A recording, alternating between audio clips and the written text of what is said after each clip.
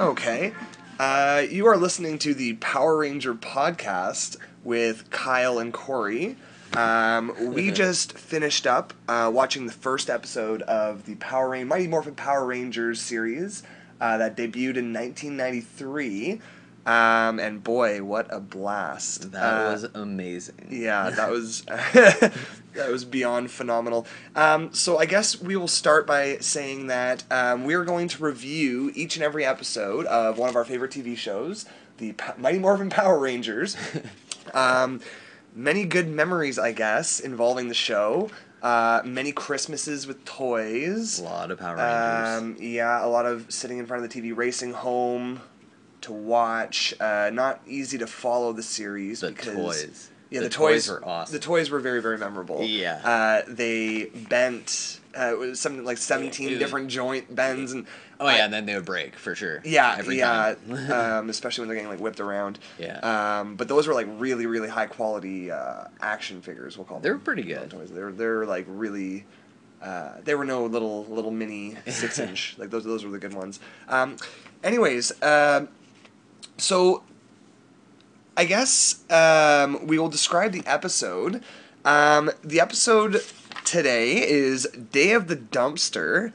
Perfect. This was an absolutely awesome episode. It had some true lulls. So this episode is our intro to the Power Rangers.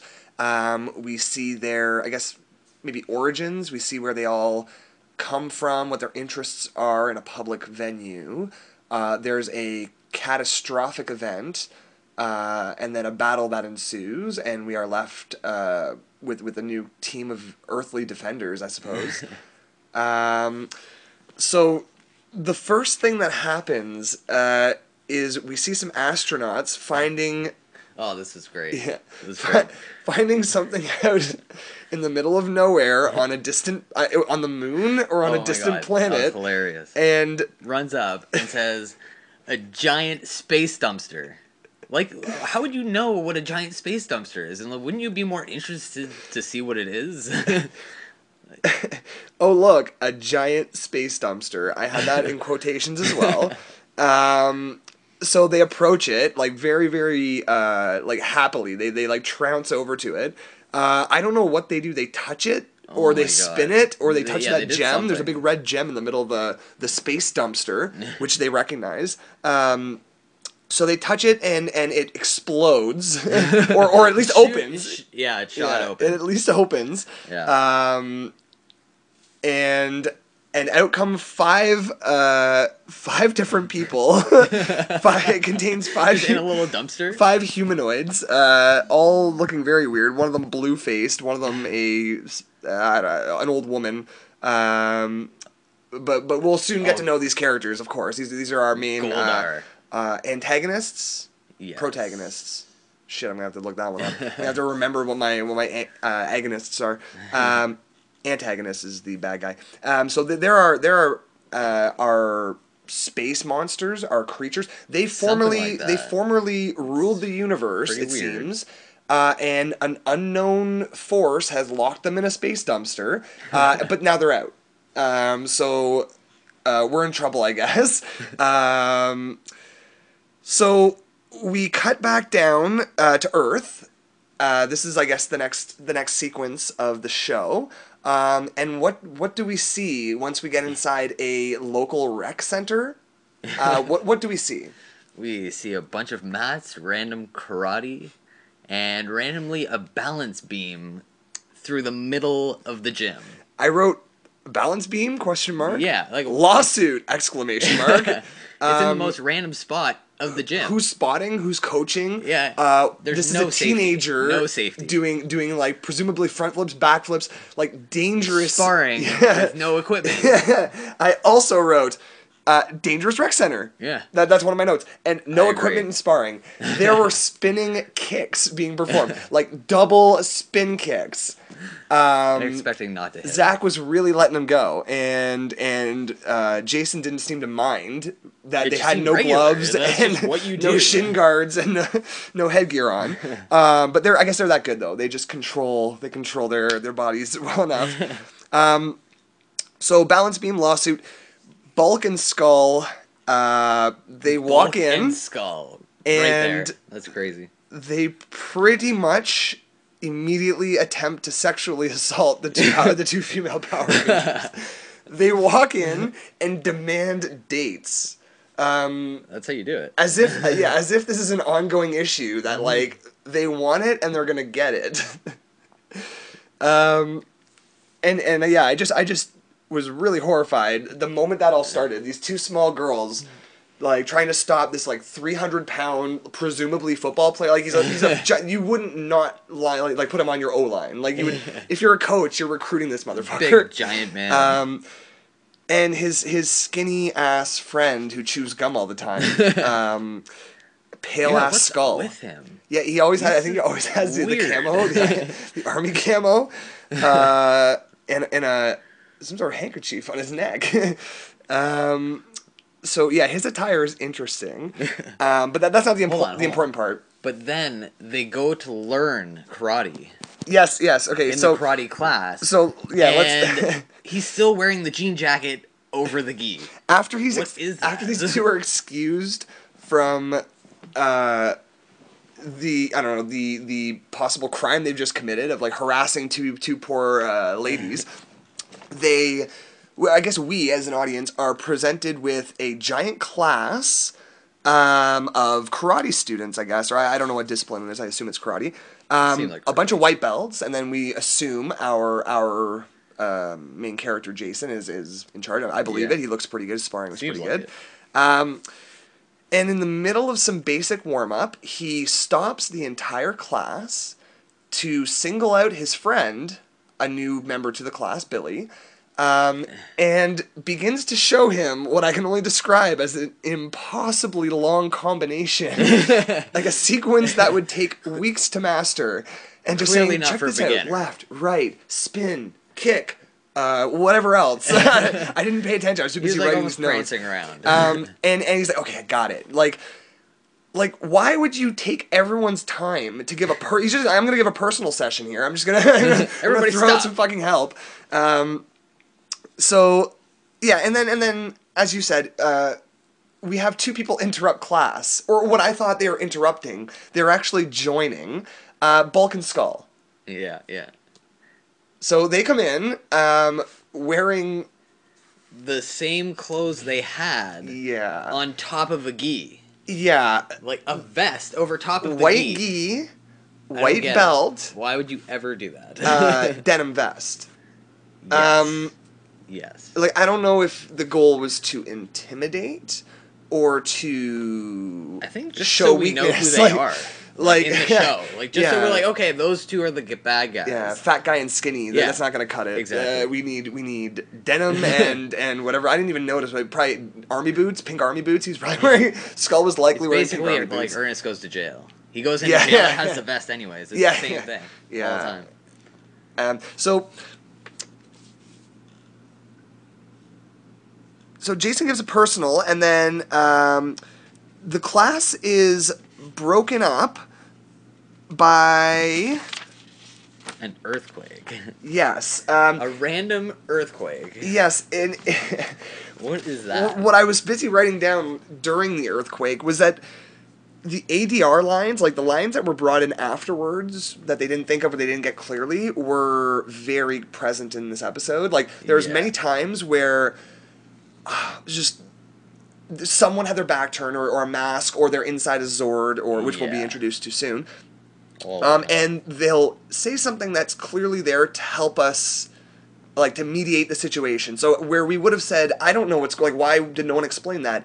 Now we're going to get a line that helps. So there's an earthquake. No one else spills their drinks, but the owner of the rec center, who's carrying a tray of goddamn drinks, turns and dumps them on the one bully, the one big badass guy, Bulk, gets covered in drinks. And in this, there's an ADR line. It's an apology. It's, oh, sorry for pouring drinks on you, Bulk, or something like that, just to make sure we know that he's not a dick and just didn't dump that on him on purpose. So we had to make sure. It was an accident. Yeah, I mean, it was an accident. You and I know that. But they had to make sure that we all know. Like they had to. They stressed the fact. Yeah, they had to. They had to absolutely clarify. The CG railing. Yes. So was it CG though? I don't know. I have no idea. We actually paused it to take a look, and I don't think they would have wasted time on computer animation. I don't think. But there was a railing in the foreground that seemed to be there just to show what kind of shaking was going on. It was really and odd. It was vigorous, but it was moving at a speed. It was a golden railing, a looped railing that was moving so fast I couldn't tell if it was real or not. It's like when you take a pencil and you wobble it between your fingers, and it eventually looks like rubber. I really couldn't tell. Yeah, I couldn't tell, and then we're teleported. We are given predetermined colors. We as in the Power Rangers, randomly based on what we're already wearing. Kimberly was wearing a pink outfit while doing her beam. Yoga by Trini in the yellow. Zach and Jason were sparring earlier. Black skinned and black uniformed Zach, and then red Jason, and newbie Billy, the nobody. He's the brains though, so it's okay. Yes, which we haven't gotten a chance to see yet, but I'm sure we're gonna get a chance to see. I recall him helping out during many situations. Oh, yeah. So we get teleported back. Beams, like shitty CG beams of color, which I guess they are using CG, and are teleported. And this is after the quote. By a new person that we're just being introduced to, which is Zordon, who turns out to be the leader of this vigilante protectors group. Like, I mean, can't we get the cops to come out? And by the way, this earthquake turns out to not be it turns to be man-made. It's Rita Repulsa. It's the bad guy. You know who it is? It's the 5 schemers who escaped the trash can earlier in the episode. So, the space dumpster. Bit of a spoiler. The space dumpster. A bit of a spoiler alert. Rita Repulsa is the bad guy or girl for most of the series. She's the bad guy, and the rest are the henchmen. So she's flying around on a goddamn bicycle. Outside a window with Goldar chasing behind. I don't know if that. Well, I know that's a reference to the Wizard of Oz, but what a shitty reference! Like, what the hell, man? like really what kind of bullshit was that? So after let's go back. We get teleported, and Zordon, before teleporting everyone to his hideout to give them superpowers, requests to his little slave robot, Alpha, quick. What's up with him? 3 CPO, or like, I don't get it. And why does he have a lightning bolt on his chest? He looked like the trash, like his head looked like the trash can from Willow? From Willow, thank you. Yeah, so I was about to say from Mad Mardigan. From Willow. Quick, get me 5 overbearing and over-emotional humans! Exclamation point. Just any of them. Anyone. And I don't know. I don't know if they were randomly chosen by Alpha, or if it was just like they chose Jason for being absolute necessary in this plan, Alpha just and then just the 4. Like I need 5 people. Like, I want to get like a telephone thing. Like everyone, Yeah. like in the village, like passed it along. I guess they probably had cell phones at the time. I mean they're working with alien technology, maybe. Cell phones, right? So our 5 overbearing and over emotional humans. 5 friends who happen to be at the same place at the same time and are randomly chosen, get teleported to a hidden mountain base with but it's not hidden. No, it's a very obvious. He makes them walk home. Yes. It's right. It's right beside the school, the rec center. You can see it. He doesn't teleport them back. No, they walk back. He does not teleport them back. So it's very accessible. I don't get it. So we're teleported in. Or none. Yeah. You know what? Oh, I guess they turn them down. Okay, well, we'll get to that. Yeah. We're teleported in, and we're introduced to Kimberly's, I guess, biggest lines, I guess, to date. Like earlier, she defended the rape, but here she's giving her first couple statements, and I wrote down Bimbo Kimberly is bimbo. Is it Bimbo Kimberly is a bimbo? Because the writers just so obviously want us to know who, a little bit about her. And I don't remember what was said, but she pretty much had her finger twisting gum, had the other finger twisting her hair, and said like about 15 times. And I'm someone who probably says like enough times too. But it couldn't have been more obvious that we're supposed to get it, that this little hot chick is a bimbo. She's a fucking moron, okay? She's definitely no Billy. Okay? Yeah, I know. She shouldn't have glasses. No, but I guess maybe compatibility might lead them together later. I guess we'll find out later in the series. So Bimbo Kimberly's Bimbo. Rita Repulsa riding a bike. I guess that happened a little bit after. I jumped to that early. But that was a little bit iffy, that little reference. Well, I still don't get it. And they get teleported to Zordon's base, but no one's shocked at anything. They're just like, oh, cool. Like, this is really nice. Like, well, what is this? But, like, none of them are like, what is going on? They're over it right away. Yeah. Like, they're over their shock. They're like, this. Okay, they don't something's care, going on. I'm sure we're going to game. Like, this is like, not, I'm just gonna go home this is now. not another assault attempt. Yeah. So, Zordon takes about 10 days to explain the Zords, which apparently all of our new heroes are getting dinosaur powers. Randomly reason. assigned to them. They are getting big, I guess, new rides. They're getting big ass dinosaur transportation, Cars? like vehicles. Dino cars? Yeah, dino cars, or I mean, it's Transformers. It's this is a Transformers thing. So while Zordon's explaining everything we need to know ever about Zords, the whole Earth is being absolutely decimated, I assume. Like, wasn't the earthquake because of Rita Repulsa and her henchmen? Why on God's green earth were we waiting so the question weeks is, of explanations? The question is, how many people died in the earthquake? Yes, that's exactly what I was wondering. So many people have died. And I assume the earthquake was actually from maybe, I don't know, I picture maybe Rita biking around in the sky, like zapping people with her wand. Is it from her creatures? Like, whatever. She's causing something to cause it. So people are dying. There's impact happening somewhere. Someone's dying. Yeah. And we're calmly like, yeah, cool. Like we're bimboing it up and trying to decide if we want special powers, us as in the Rangers, while millions of people like lose lives and homes and pets and family, and lives are destroyed, while these rich kids from a fancy ass rec center, like a town that just gives away this beautiful, like, you know, you could be all that you want to be, man. Like this is a place where you can really aspire to be something and take the classes you want on a whims. So yeah, millions of people are dying, and I say, I write, obvious leader is obvious, because the Power Rangers turned down. I guess I have to get to that. The Power Rangers turned down these abilities. They don't want these responsibilities. Yeah. 4 of the Rangers walk away, and we are left with one Ranger. And it is our leader. The obvious leader is leader when he looks away and then looks back. Like, I don't know, guys. I think we should do this. You know what I mean? Like, I think we should do this. I think we should become Power Rangers, yo. Why would you not want to be a Power Ranger? Yeah, I'm not really sure the motives behind not being the equivalent of Superman in this universe, but you know, their motivations are their motivations. They don't want to do it. So Zordon doesn't port him home. No cab. No. Oh yeah, they walked.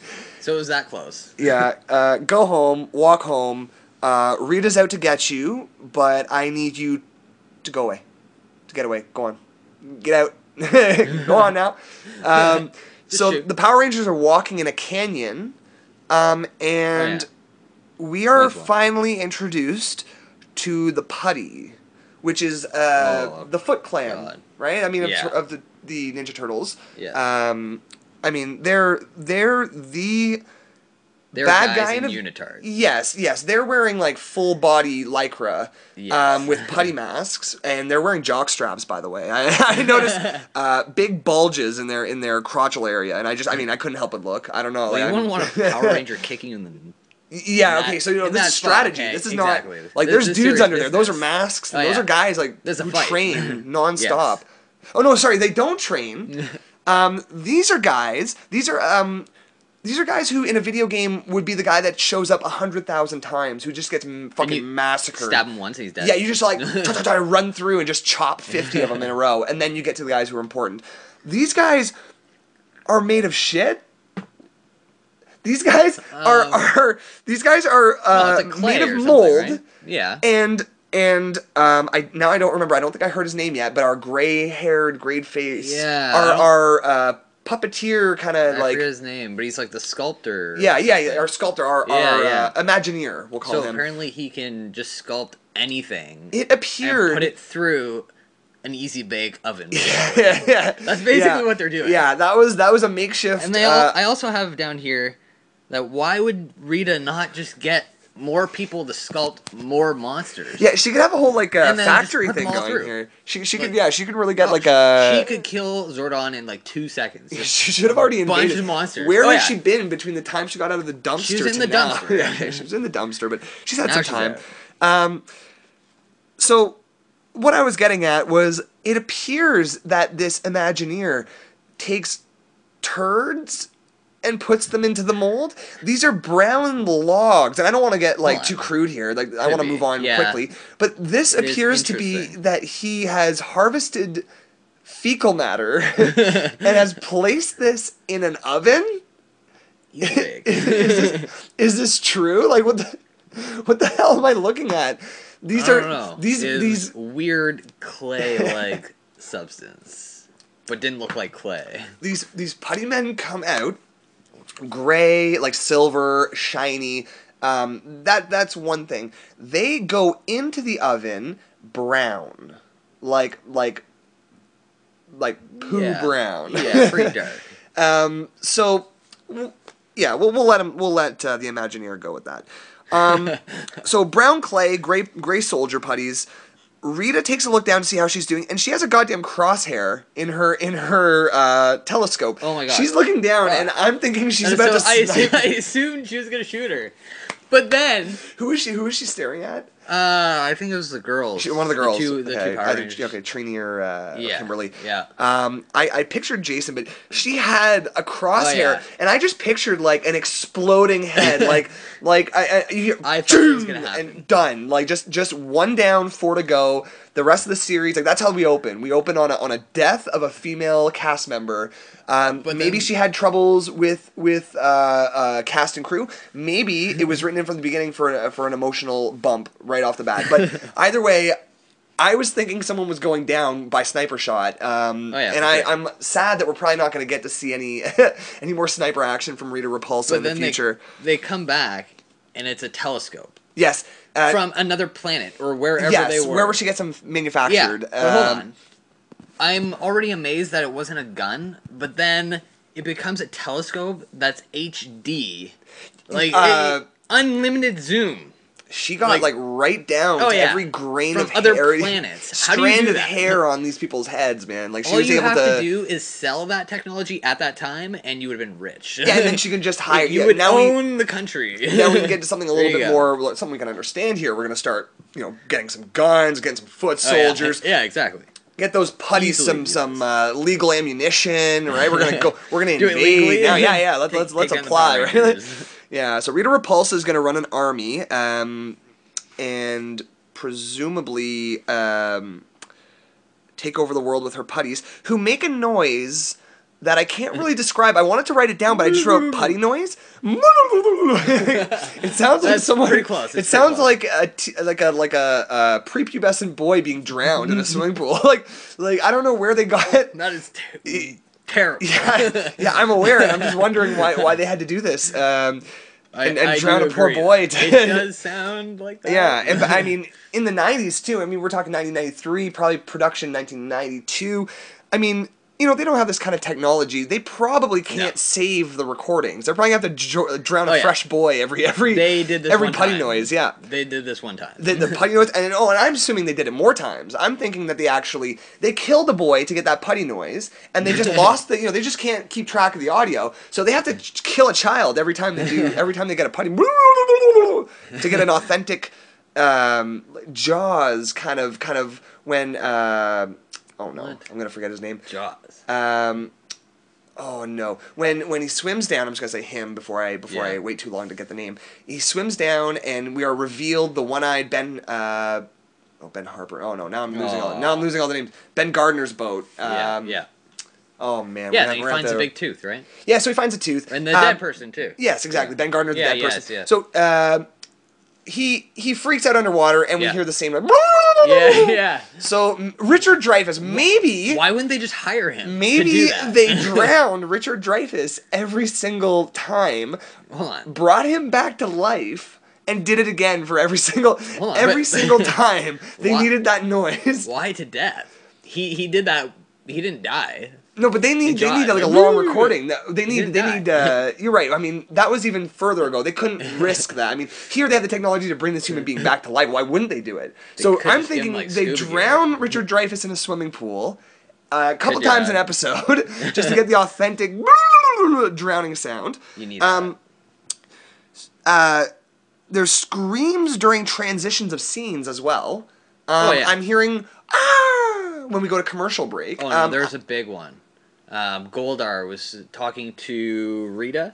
Yeah, Rita Repulsa. Yeah, and he was talking to her, and she said nothing and just screamed really loud. Yeah. And then it just a cutscene. Yeah, just one of those typical ADR. Oh, yeah. I also forgot to mention, Rita Repulsa does not speak. All this footage from the Power Rangers, and I'm sure we'll get more into this as the podcast goes along, as the series goes along. I mean, every episode is just dubbed. This is all Asian footage. I'm assuming Japanese footage that they brought over and just repurposed, and it worked extremely well. It reinvigorated a whole franchise, and I guess recreated a franchise, and it spawned a whole new popularity series. But this was a completely different thing, and it just reminds me that when you notice the Pink Ranger has the pink skirt. And the Yellow Ranger doesn't have the pink skirt. The Yellow Ranger in Japan, or in the original series, was actually a male. Now, I'm not going to pretend to know everything about Power Rangers. I mean, I've read Wikipedia a few times. I've looked back into this. I haven't even watched the whole Mighty Morphin Power Rangers series. I'm not going to pretend to know about all the origins. Yeah. Except for these little facts, like the original Yellow Ranger was a male. So I wonder what the motivation, I guess, North American, we'll call them, North American fans, they're just raging teenagers, man. Just raging boners. Just they need to satisfy that teenage primal instinct with females, right? And they landed some fairly fit young ladies, and I'm sure they're happy with their choices. So screams during transitions. Hold on. In the Megazord, when they're all sitting there and they start, we're gonna do this, and they move their hands, it makes a noise. Yeah. Like they're moving so fast. A whip noise. But they're just moving their hand like up 4 every inches. single movement, and it was throughout the episode. But when they were all in close proximity, they were all doing it. So every hand had its own. Yeah. It just tons of whipping sounds. Mine were getting a little bit. That happened when they were fighting the putties. It was a different noise. It was like a clunk. Yeah, and then they'll circle their arms out and every time give a little one-liner, and that's it for them. So. Back to the Power Rangers walking home, because we got a little ahead of ourselves. They're walking home. The putties attack because of the shit putties attack, rather. Yeah. And the Rangers are forced to defend themselves as their human as themselves. Yeah. Some of them martial arts trained, some of them yoga experts, some of them other experts. Athletes. Yeah. Some of them are absolute nerds who can't even straighten their glasses properly without hurting their arms. For now, yes. So putties actually attack our Rangers, and they start to get the best of them because the Rangers have not been able to use it. They haven't decided. I guess they still have their Transformer hand packs. How did they do that? Yeah. We're not going to do this, and then they took the good stuff anyways. And they got to keep it. I guess Zordon knew. He knew they were going to stay. Yeah, I guess. I mean, we knew they were in another episode.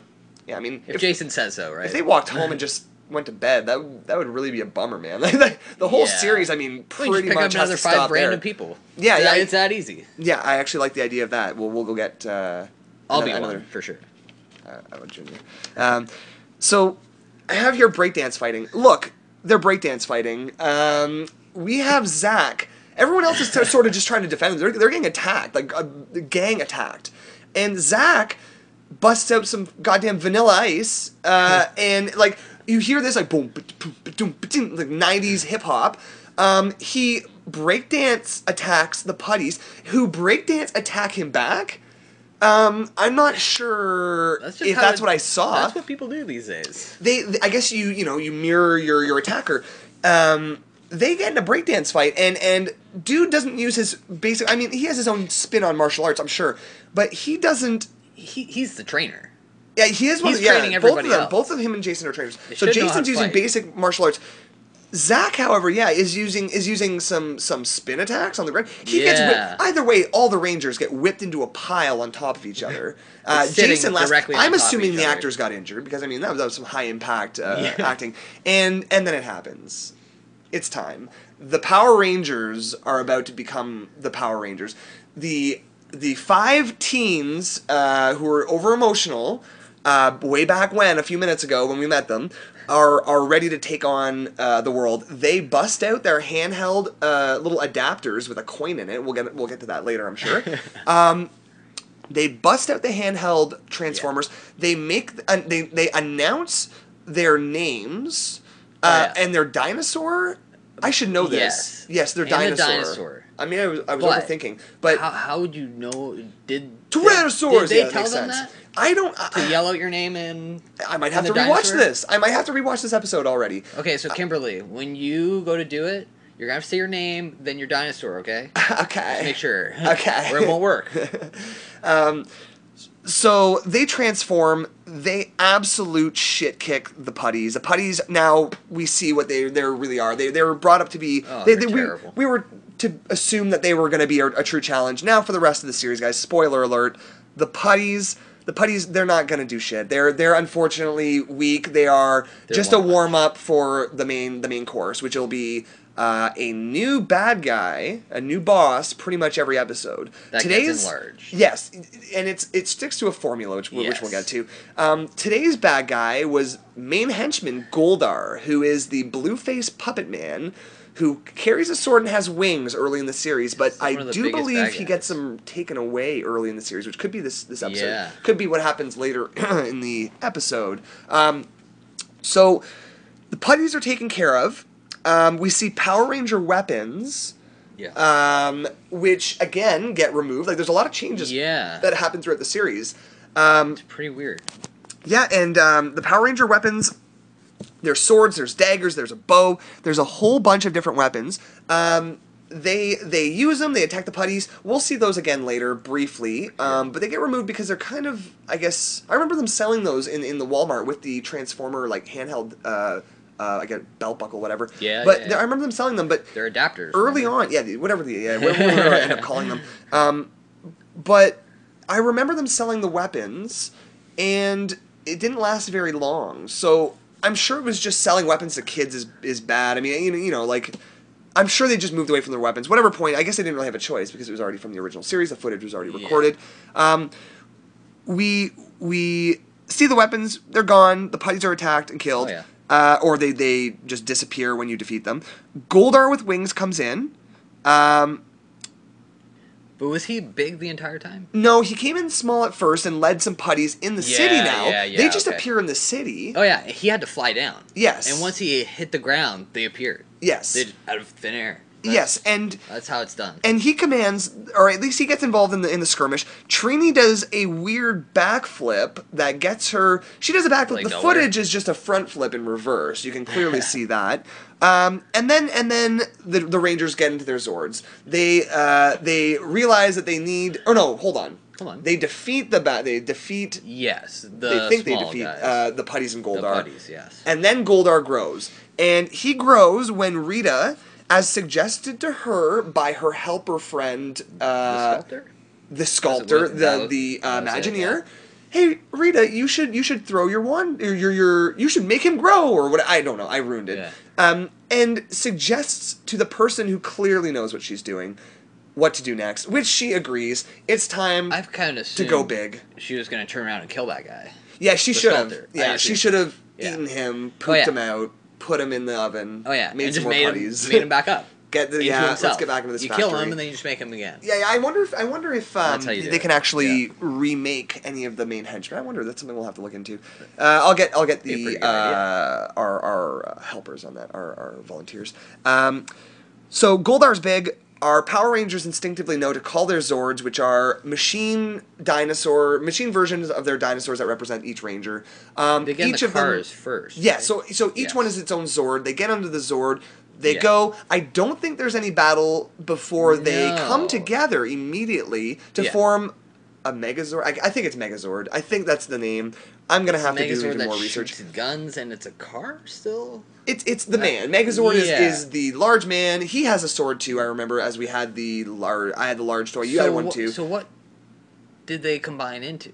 All their cars together. All five of them combined combine into a giant robot man with a no, sword. but did you see before that they that's combined? yes, that's and then mid it was transformation though. So Yes. so it's like a Oh, seated okay, version okay. Well, why with would the you woolly even do mammoth that? head. I don't. That looked like a pretty cool cannon. They should have just made like Was a it tank like Frieza that. only going 10%, and then you'll Yeah, switch it up after a while? and then you have to reveal your true self. Just go to right? 100%. Well, I guess depending on the editing, who knows? Yeah, Who yeah. knows? Either way, they're in Megazord form. They have a brief battle with Goldar.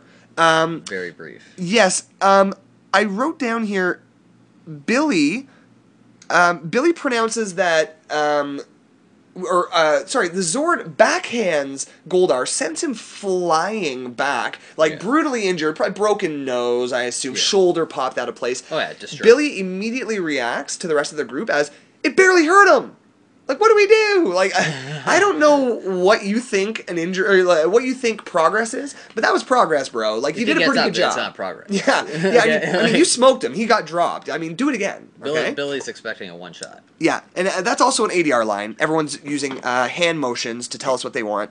Yeah. This is a classic Power Ranger structure where the episode starts human, and they lose, they get overpowered by the bad guys. They turn to Ranger, they get overpowered by the bad guys. They go to Zord, Zord's undefeatable, and next step's profit. Win, celebrate, be good kids, whatever you're gonna do. So No, go they back to the rec center. yes, That's yeah. what they're gonna do. Yeah, for they're sure. gonna go back there and they're gonna yeah. presumably hang out there plenty throughout the Yeah. series. We know they will. So Goldar is about to be defeated, and we may be about to lose a big bad, cool looking. To be honest, I had his toy. I requested the toy for Christmas when Sorry, which toy? Goldar.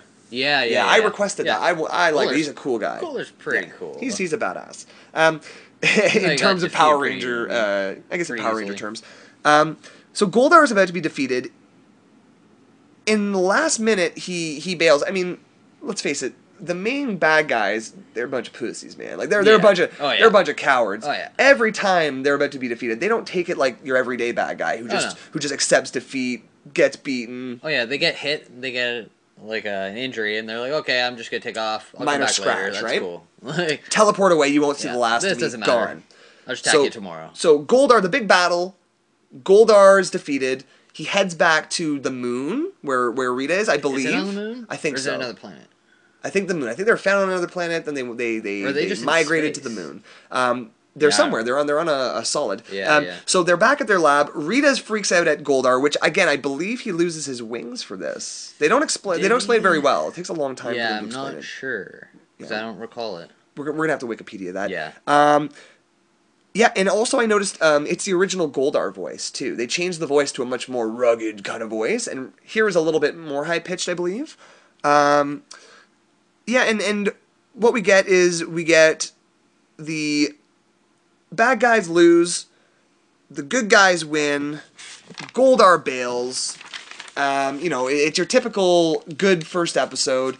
We have the good guys showing everything. They show their Yeah. origins, how they came together, which actually we don't know how they became friends. They're schoolmates.